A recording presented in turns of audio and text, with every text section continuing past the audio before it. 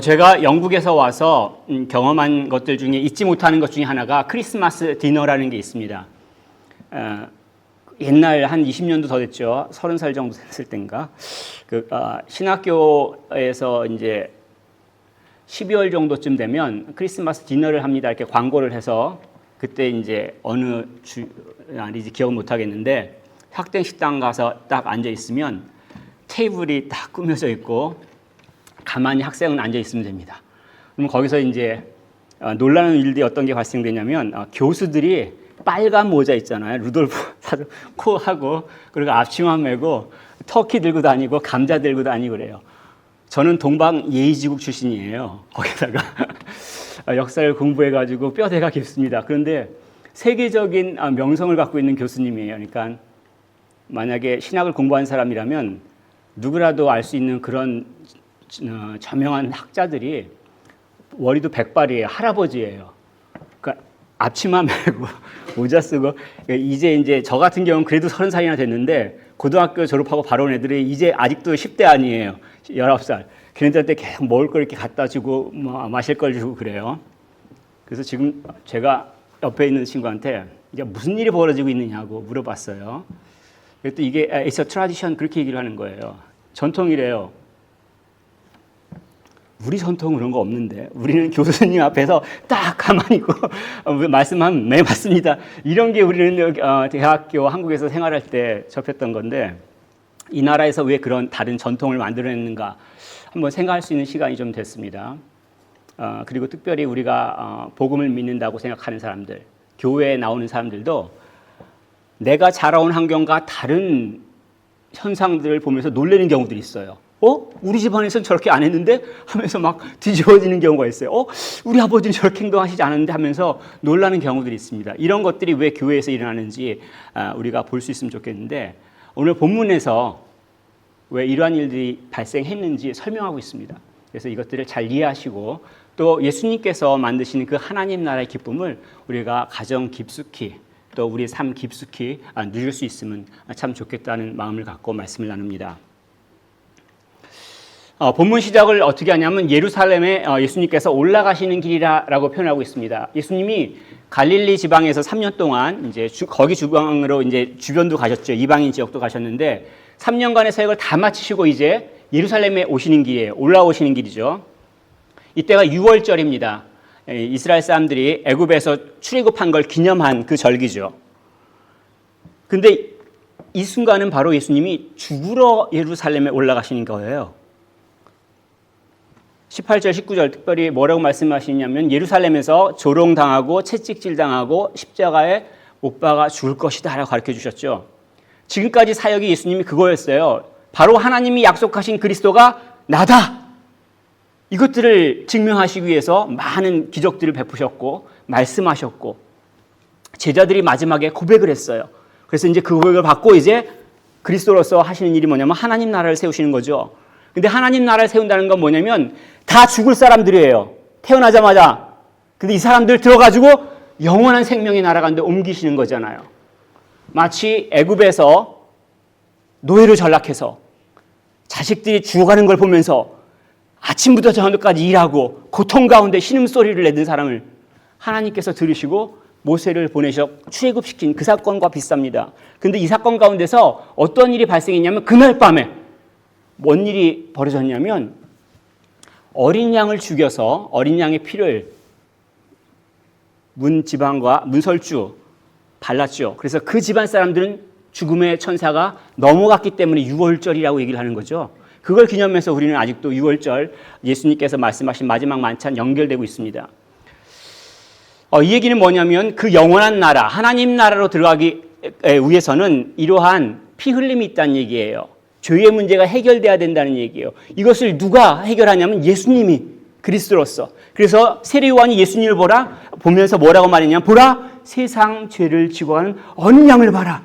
이렇게 얘기하신 거죠. 그래서 그 어린 양으로서 죽음을 당하기 위해서 예루살렘에 지금 올라오시는 거예요. 바로 예수님께서 세우시는 하나님 나라는 이 죽음과 고난이 있기 때문에 하나님 나라가 세워지는 거예요. 자, 이 이야기를 들은 제자들은 어떻게 반응합니까? 아무도 충격을 안 받죠. 뭐 스승이 죽든 말든 그게 뭐 그럴 수 있습니까? 이게 세 번째예요. 가이사랴 빌립보에서 주는 그리스도시요 하나님의 아들입니다라고 고백을 하자마자 예수님이 그 고백을 받으시고 내가 고난받고 죽겠다. 그리고 사물에 부활할게. 첫 번째 말씀하셨죠. 가버나움 가시는 길에 또 말씀하셨어요. 제자들이 중간에 싸웠어요. 내가 더 커 막. 자, 이번에는 예루살렘으로 마지막 올라가는 길이에요. 세 번째 얘기하는 거잖아요. 몰랐을까요? 세 번째 예수님께서 자신의 죽음을 설명하시는데 몰랐을까요? 아니죠. 듣고 흘리기 신공이죠. 누가 얘기하면 이게 쑥 빠져나가는 거. 아무리 얘기해봐라. 이쪽 항상 열어놓고 있고. 아무리 얘기해봐라. 지금 제자들이 이 신공을 사용하고 있습니다. 웃는 분들도 그 기술을 갖고 있다고 알고 있습니다. 그래서 아무리 얘기를 해도 듣고 그러시는 경우도 있죠. 근데 이 말씀을 하실 때 예수님은 어떤 마음이시겠습니까? 당신이 고난을 당할 거 아시고 지금 가는 길이에요. 당신이 죽을 걸 아시고 가는 길이에요. 3년 동안 가르쳤어요. 얘기하고 또 얘기했어요. 그래도 몰라요. 관심도 없어요. 사실은 이용하려고 하는 거죠. 그걸 예수님이 모르셨을까요?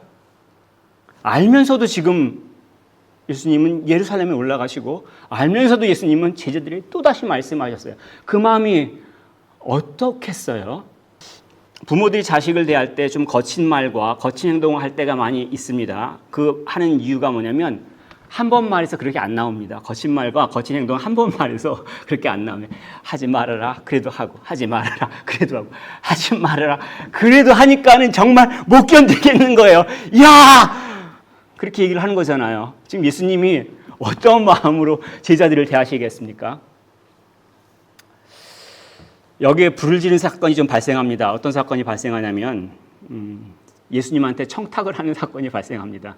그 예루살렘 올라가는 길에 본문의 20절에 보면 세베다의 아들 그리고 그 아들들이라고 표현되어 있는데 여기서는 엄마가 좀 나와요. 그래서 왜 엄마를 좀 하고 있느냐 여러 가지 이야기들이 있습니다. 그래서 혹자는 이건 살로메다 아니면 예수님의 엄마와 뭐 이모가 아니다 여러 가지 얘기를 합니다. 나중에 후대에 추가된 설명이기 때문에 나중에 하나님 나라 가서 보고 한번 물어보려고 합니다. 진짜로 친척이셨어요? 어쨌든 간에 거친 남자들보다 지금 여자가 중간에 꼈어요. 어머니가. 그 어머니 두 아들이 누구냐면 야고보하고 요한이에요. 마가복음에서는 이름을 이제 밝혔습니다. 깐 거죠, 이름을. 마가는 그걸 깠습니다. 어쨌든 간에. 이 야고보와 요한이 무엇을 청탁하냐면 어머니를 통해서 하나는 주의 우편에 하나는 주의 좌편에 앉게 하소서. 21절. 쉽게 얘기하면 영국에서 우리 한 명 아들은 프라임 미니스터 시켜주고요. 다른 아들 한 명은 찬셀러를 시켜주세요. 이 얘기하는 거잖아요. 영국 정치자들 잘 모르시죠? 한국으로 치자면 우리 아들은 국회의장을 시켜주시고요. 그리고 우리 다른 아들은 대법원장을 시켜주세요. 이렇게 부탁을 하는 거예요. 지금 이 부탁하는 어머니나 그 아들들은 하나님 나라를 오해한 거예요. 맞죠? 나중에 어떻게 오해했는지 알게 되는데 일단은 오해한 이유들이 궁금하잖아요. 왜 이 사람들은 오해를 하죠? 예수님이 가르쳐 주셨잖아요. 하나님이 이 땅 가운데 오셔서 가르쳐 주셔서 그것도 그냥 말로만 하지 않고 기적을 베푸셨어요. 그 기적을 내 눈으로 봤단 말이에요. 내가 경험했단 말이에요. 그런데 왜 이해를 못해요? 이미 자기들이 태어나고 자라온 그 방식들에 너무 익숙한 거예요. 이 사람들이 태어나고 자라는 그 갈릴리 동네는 촌동네예요. 사람들의 멸시를 받아요. 그 예루살렘이 잘 나가는 동네예요. 그런데 그 예루살렘보다 더한 존재들이 있죠. 바로 로마가 있어요. 당시 주중의 세력을 다 장악하고 총독도 보내고 왕도 갈아치우고 힘이 최고예요. 그 사람들은 군사력을 바탕으로 그런 힘을 평화를 구현해요. 거기에서 말을 타고 깃발을 세우고 예루살렘에 막 들어온 총독을 보면서 어떤 생각이 들겠어요? 와, 힘세다. 나도 한번 저 말, 하얀 말 위에 한번 타봤으면, 혹시 그런 생각을 안 했을까요? 자기가 태어나고 자란 환경이 그러면 당연히 그럽니다. 내가 만약에 가부장적 사회에서 자라오면요, 나는 자동적으로 가부장적인 사고방식을 갖고 살아가요. 제가 한국에서 태어나서 한국말이 모국어예요. 우리 아이들은 영어가 모국어입니다. 이걸 비난할 수 있나요? 서로 인정해야죠. 영어로 얘기해라. 난 한국말로 한다. 무슨 얘기냐면 우리가 태어난 것들이 사실은 우리의 생각들을 많이 결정합니다. 하나님 나라도 사실은 하나님 나라가 어떤지 몰라요. 내가 생각하는 걸 하나님 나라라고 오해하는 경우들이 많아요. 오늘날은 어떻습니까? 로마 제국이 없으니까 그렇게 생각하지 않나요? 오늘날엔 로마 제국보다 더 강한 나라가 있죠. 돈의 제국이죠. 그래서 자식을 키워도 좋은 대학 보내는 것도, 좋은 직장에 보내는 것도 돈 잘 벌려고 보내는 거 아니에요. 그래서 사자 직업을 시키는 거 아닙니까? 근데 목사는 아닙니다. 사자로 끝나는데 돈은 못 벌어요.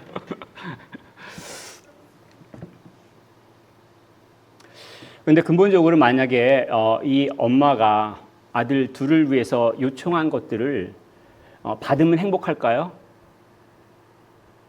좌편에 우편에 앉혀주세요. 그래서 앉혀줬으면 행복할까요?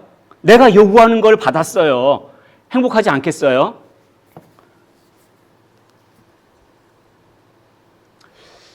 결혼하는 사람이 이야기를 합니다. 우리 돈이 없으니까 가느다란 금 실반지로 결혼반지 해. 그럴 수는 없잖아. 다이아로 바꿔. 그래가지고 빚을 내가지고 다이아로 바꿔서 다이아 반지를 꼭 끼워줬어요. 그럼 여자가 행복해 이럴 수 있습니까? 어떨지 뻔히 보이죠. 정말 행복한 거는 요 금반지에서 다이아몬드로 바뀐 게 이게 아니라 사랑하는 사람과 함께 하는 거잖아요. 우리가 사람으로서 언제 행복하죠?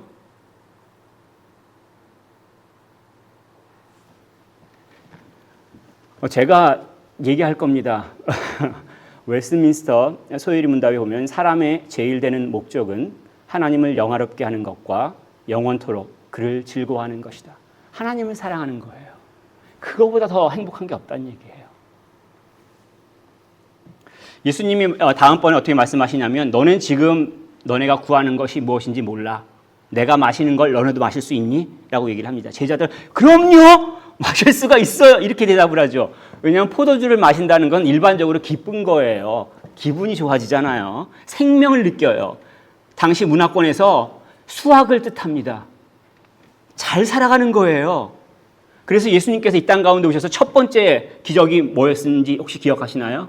예수님께서 이 땅 가운데 베푸신 첫 번째 기적이 가나 혼인잔치에서 물로 포도주를 바꾼 거죠. 근데 이게 왜 첫 번째 기적이냐면 신랑이 죽게 됐어요. 동네 창피 당하게 생겼어요. 인생이 망했어요. 능력이 없으니까 포도주도 준비 못한 거 아니에요. 얼마나 능력이 없으면. 근데 이것을 예수님이 개입하셔서 바꾸셔가지고 오히려 사람들한테 칭찬을 받게 하시는 거예요. 기쁨을 누리게 하는 거예요. 이게 예수님의 사역의 요약이라는 얘기예요. 이 땅에 오셔서 우리 망한 인생을 완전히 바꾸셔서 인정을 받게 하시고 행복한 삶을 살 수 있도록, 그것이 바로 예수님의 의도란 얘기예요. 물론 포도주가 이렇게 기쁨을 뜻하지만 또한 기쁨만을 뜻하지는 않습니다. 좀 많이 마시면 어떻게 되는지 아시죠?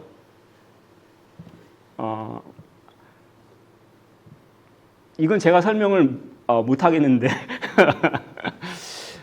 노아가 포도주를 많이 마시고 어떤 일을 벌였는지 기억하시죠? 노아가 포도주를 많이 마시고 자기 자녀를 저주를 했죠.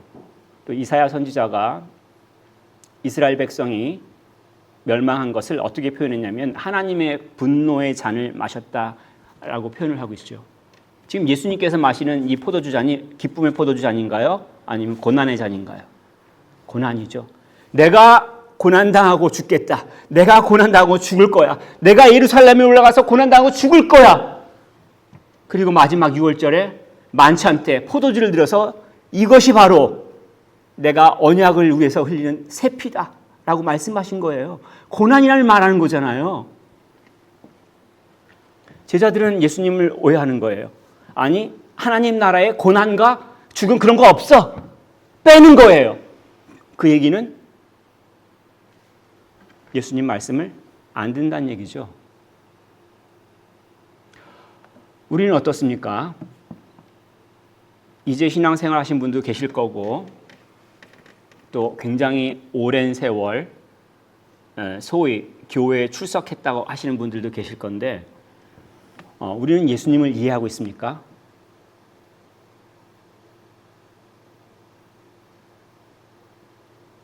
무엇이 그 증거라고 생각하시죠? 우리의 삶이 살아있는 증거 아니겠습니까? 우리의 가정에서의 삶, 우리의 교회에서의 모습, 우리가 이 땅 가운데 살아가는 그 모습이 내가 예수님의 말씀에 어떻게 반응했는지에 대한 살아있는 증거라는 얘기예요. 자, 예수님은 이 말씀을 들으시고 그 자리에서 책망을 하시지 않고 설명을 해주시잖아요. 여전히 따뜻한 마음을 갖고 제자들을 지금 돌보고 계시죠. 그러면서 뭐라고 얘기하시냐면 이 오른쪽 왼쪽에 앉는 건 우리 아버지께서 예비하셨다라고 얘기를 합니다. 23절이죠. 하나님 나라의 왕인데 예수님이 아버지께서 예비하셨다라고 얘기를 해요. 굉장히 겸손한 모습을 볼 수가 있습니다. 또 이 하나님의 결정하실 것이라는 것, 바로 이게 하나님의 주권, 소버린티가 우리 믿는 자들한테 필요한 거예요. 우리가 예수를 믿기 때문에 하나님을 아버지라고 부를 수 있고 기도할 수 있어요. 무섭지가 않아요. 다른 신 같으면 제대로 제사 안 드리면 번개를 쳐서 죽일 수 있어요. 너 왜 그래? 눈 떠! 이렇게 할 수 있어요. 얼마나 두렵겠어요. 그런데 하나님께서 결정하실 것을 기다리는 거예요. 내가 원하는 것 하나님께서 결정하실 거예요. 내가 원하는 걸 받는 것 하나님께서 결정하실 거예요. 내가 어디에서 받을지 하나님께서 결정하실 거예요.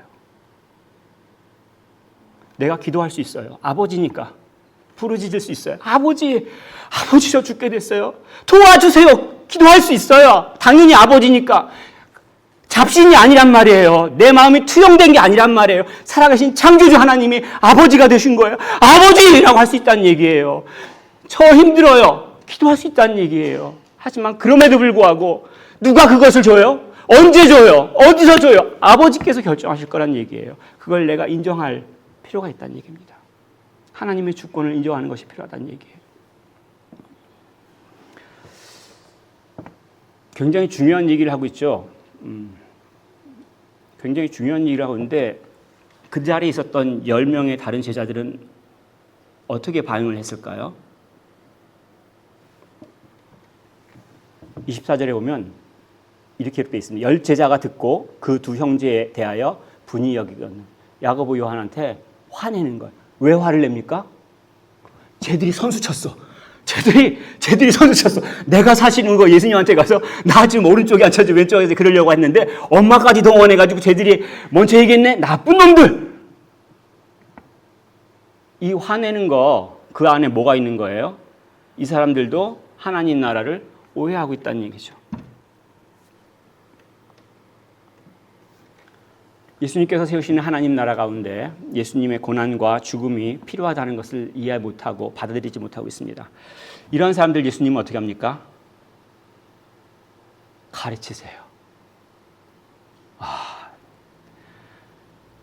어떻게 가르치는지 모르겠는데 하여튼 가르치세요. 예수님은 이런 사람들을 놓고 계속 가르치십니다.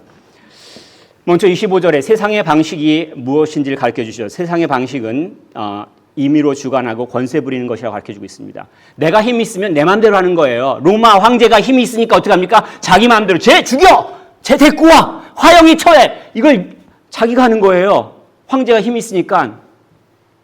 근데 사실은 원래 그렇지 않습니다. 왜냐하면 로마는 전통적으로 이 황제 제정사회 이전에 공화정이었어요. 무슨 얘기냐면 권력을 한 사람이 갖고 있지 않은 거예요. 그래서 이것들을 어떻게 막냐면 12표법이라고 로마 시대의 법이 있습니다. 그걸 오늘날도 사실 공부를 하잖아요. 로마 시대의 12표법을 법으로 정해놨어요. 그리고 원로원이 있어요. 그래가지고 견제를 하게끔 하는 거예요. 초기 아우구스투스 같은 경우는 이렇게 원로원을 잘 이렇게 대고 관계를 맺었는데 시간이 지나가면서 이 황제가 군사력을 사용할 수 있고 마음대로 할 수 있으니까 어떻게 됩니까? 자기 마음대로 불질러! 이런 황제도 등장하죠. 그러니까 어떻게 됩니까? 모든 사람들이 예 그럽니까? 암살하잖아요. 그래서 로마에 얼마나 많은 황제들이 암살당했는지 알 수가 없어요. 그리고 반란을 일으키죠. 혼란한 세상이란 얘기죠. 우리가 살아가고 있는 이 세상은 자기 중심이에요. 자기 중심으로 살아갈 때 그 결과는 이 혼란함을 벗어날 수가 없는 거예요. 하나님 나라는 그렇지 않습니다. 26절에 예수님께서 이렇게 말씀하십니다. 너희 중에 누구든지 크고자 하는 자는 너희를 섬기는 자가 되어야 된다라고 말씀하십니다. If you want to be great, you must be servant. 이렇게 얘기하시는 거예요. 종이 돼요? 난 소리치고 싶은데? 난 대장이 되고 싶은데 누구를 섬겨요? 누가 손님이 왔는데 쫙 나가서 막 발을 씻겨줘요? 그건 종이 할 일 아니에요. 제일 집안에서 쫄다고 하는 거 아니에요. 난 대장이니까 가만히 있어야 되는 거 아닙니까? 근데 예수님께서 제자들의 발을 씻겨주셨잖아요. 그날 밤에. 그걸 우리는 아직도 기억하고 뭔디라고 하면서 의식을 행하기도 하죠. 으뜸이 되고자 하는 자는 종이 되라고 말씀하십니다. 왜냐하면 이게 예수님이 하신 일이에요. 이게 예수님께서 이 땅 가운데 오셔서 우리들에게 베푸신 사역의 핵심이 되는 겁니다. 28절에 예수님께서 이 땅에 오신 게 내가 섬김을 받으려고 온 게 아니야. 내가 너네를 섬기려고 왔어. 나는 심지어 대속물로 내 목숨을 내주어서 너네를 다시 생명으로 인도할 거야 라고 말씀하시잖아요. 이것들을 잊을 수가 없어요. 그래서 예수를 믿는 자들은 예수님께서 이 일을 행하셨다는 일들을 기억합니다. 그리고 이것들을 찬양합니다. 초대교회에서도 이러한 예수님의 행적들을 찬양해서 찬송가로 불렀다는 것들이 내려주고 있습니다. 그중에 일부만 우리가 같이 읽었으면 좋겠습니다. 같이 읽었으면 좋겠는 것들 떠오시면 좋겠어요. 그는 근본 하나님의 본체시나 하나님과 동등에 출시할 것으로 여기지 아니하시고 오히려 자기를 비워 종의 형체를 가지사 사람들과 같이 계셨고 사람의 모양으로 나타나사 자기를 낮추시고 죽기까지 복종하셨으니 곧 십자가에 죽으십니다. 아멘. 하나님이신데 인간으로 오신 거예요.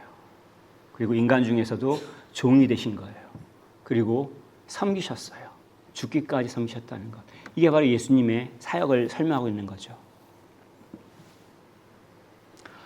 물론 섬길 때 우리가 조심할 점이 있습니다. 왜냐하면 섬기는 나도 예수님이 아니고 제가 섬겼을 때 섬김을 받는 여러분도 예수님이 아니잖아요. 그래서 어떤 오해들을 많이 하게 되냐면 제가 겸손히 섬길 수 있다면 은혜로 그렇게 된다면 어떤 일이 발생하냐면 섬김을 받는 입장에서 내가 주도권이 있네 라고 생각을 하는 사람들이 생겨요. 안타깝게도. 왜냐하면 우리는 다 유교 문화권 가운데서 자라왔기 때문에 오해를 쉽게 합니다. 그런데 이제 이 주도권은 이제 헤게모니 아니면 이니셔티브라고 영어로 말할 수 있습니다. 근데 이것이 굉장히 중요해요. 누가 이 주도권을 갖고 있느냐. 누가 이 주도권을 갖고 있느냐에 따라서 계속해서 섬길 수 있고 아니면 아예 섬길 수 없는 일이 발생할 수도 있어요. 무슨 얘기를 하고 있냐면 예수님이 지금 고난과 죽음을 얘기하시고 그렇게 해서 섬기시려고 예루살렘에 올라가시잖아요. 제자들은 이해 안 돼요. 그리고 자기들이 요구하는 걸 있어요. 여기 오른편 왼편에 세워주세요. 예수님께서 얼마나 답답하시겠어요. 당장 소리쳐서 혼을 내주셔야 되는데 설명하시고 그 인간들한테 또 설명하시고 그러잖아요. 그런데 여기서 예수님이 계획을 바꾸셨냐면 안 바꾸셨어요. 예수님께서 발을 씻겨주셨는데 계획을 바꾸셨냐면 안 바꾸셨어요. 예수님께서 그 구원의 계획을 포기하시지 않고 오해를 받고 때로는 대적을 당하더라고요. 여전히 진행을 했기 때문에 그로 인해서 우리가 누리는 유익들이 뭐냐면 죄로부터 자유하게 될 수 있는 거예요. 그로부터 우리가 어떤 일이 벌어지냐면 평안을 누릴 수 있는 거예요. 그로부터 우리가 어떻게 돼요? 다른 세상에서 살아갈 수 있는 거예요. 똑같은 이 세상이지만 이 세상 사람들이 살아가는 방식과 이 세상 사람들이 누리는 그 고통 가운데서 벗어나서 사랑할 수 있고 섬길 수 있고 그러므로 보람을 누리며 기쁨을 느낄 수 있는 그 삶 가운데 살아갈 수 있다는 얘기예요. 주님이 여기서 주도권을 포기하셨으면 어떡합니까? 말도 안 되는 얘기죠. 그래서 교회 안에서 혹시라도 섬기시는 분들 오해하지 않고 섬기셨으면 좋겠고 혹시라도 섬김을 받는 사람들도 오해하지 않았으면 좋겠습니다. 그리스도인은 그리스도처럼 섬기는 자들을 말합니다. 이것들은 굉장히 중요합니다. 이 섬긴다는 건 내가 단지 이해한 것에서 멈춘 자들이 아니란 얘기예요. 우리가 많이 오해하는 것들이 뭐냐면 내가 뭘 알아. 그럼 나는 아는 거라고 생각해요.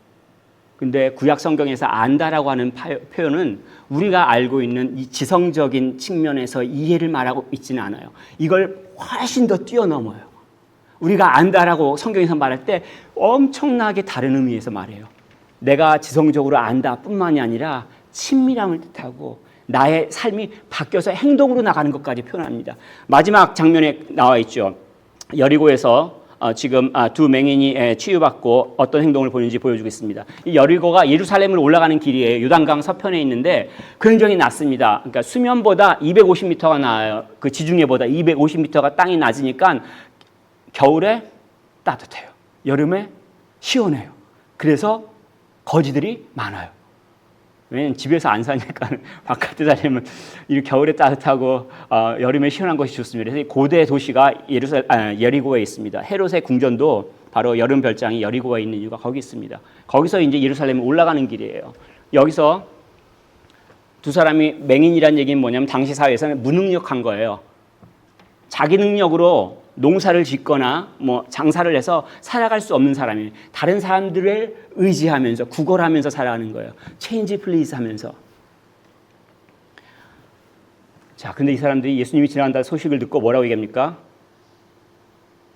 주여, 우리를 불쌍히 여기소서. 다윗의 자손이요. 주여, 불쌍히 여기소서. 이걸 얘기하는 거예요. 다윗의 자손이요. 예수님께서 그리스도라는 걸 고백하는 거잖아. 이미 들었어요. 거지들이기 때문에 워낙 많은 사람들한테 구걸을 하면서 오고 가는 소리를 들었어요. 그 듣고 소식을 듣고 그 당사자가 앞에 나타나니까 자기들이 고백을 하는 거예요. 굉장한 은혜죠.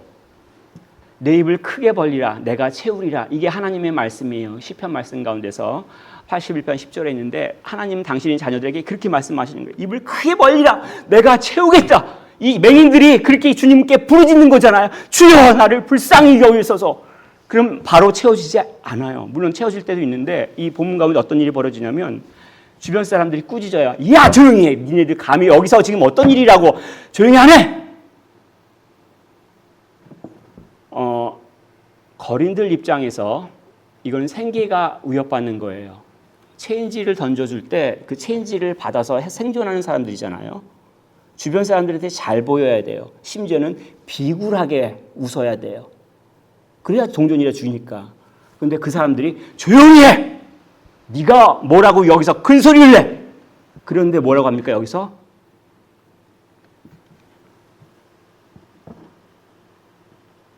(31절에) 더욱 소리질러 주여 우리를 불쌍히 여기소서. 주여 우리를 불쌍히 여기소서. 주여! 주변에서 어려움 있고 내가 간구할 때 구할 수 없을 때도 있어요. 때로는 구했는데도 답이 안 올 수도 있어요. 멈추지 마시라고요. 하나님께서 결정하실 거예요. 하나님께서 결정하시고 하나님께서 주실 거예요. 당연히 예수님께서 어떤 분이십니까? 자비로운 분이기 때문에 멈추시고 구할 것을 주시죠. 근데 여기서 잘 기억하십시오. 무엇을 구했는지. 맹인들이 뭘 구했겠습니까?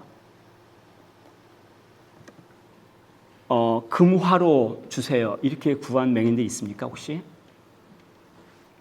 요즘은 카드 리더죠. 이거 컨택트레스예요. 혹시 그렇게 구합니까? 우리가 하나님한테 구할 때 뭘 구하십니까?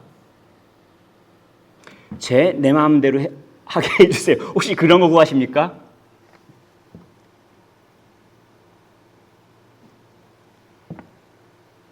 정말 근본적인 게 뭘까요?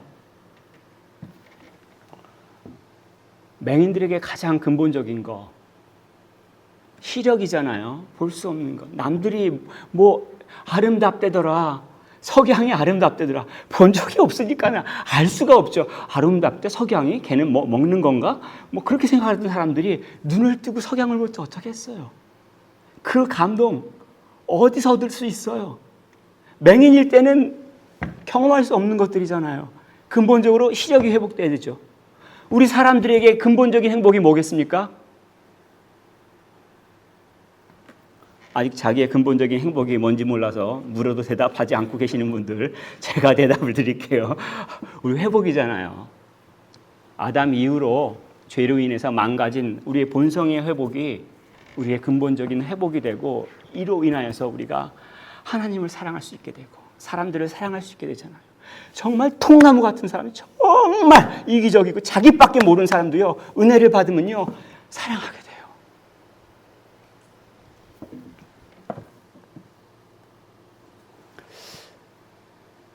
예수님께서 고난과 죽음을 당하시기 위해서 예루살렘으로 지금 올라가고 계신 길입니다. 그 가운데 은혜를 받은 자라면 당연히 주님을 따라서 가야 되지 않겠습니까?